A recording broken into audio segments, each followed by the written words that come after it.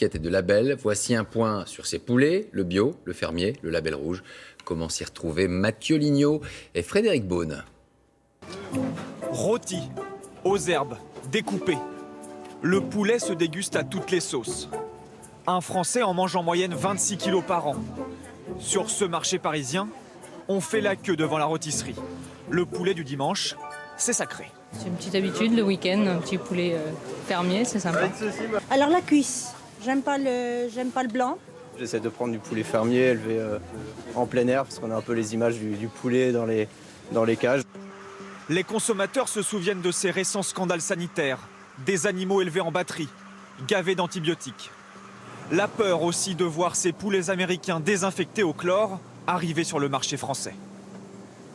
Pour redorer l'image de la filière, certains professionnels font le choix du label rouge.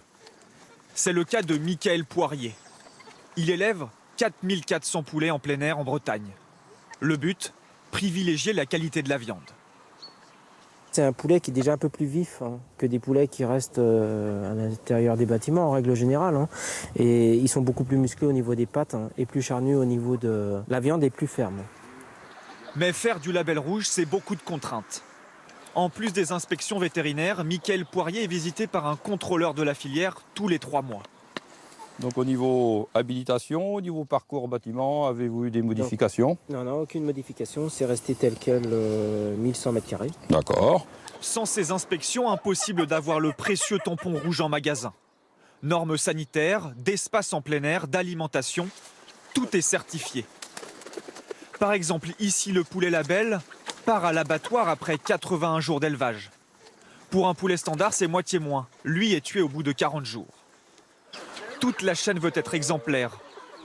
Jusque dans ces abattoirs. Ici, on vérifie l'hygiène et la traçabilité de la viande. Donc pardon, boulot bréché. Ils sont bien conformés. Ils sont bien vidés, on va regarder.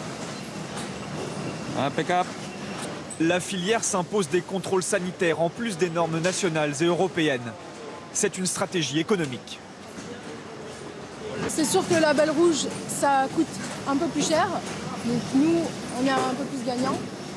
Et en termes de quantité, on est sur des volumes plus petits que ce qui est fait sur du standard, mais sur des qualités meilleures.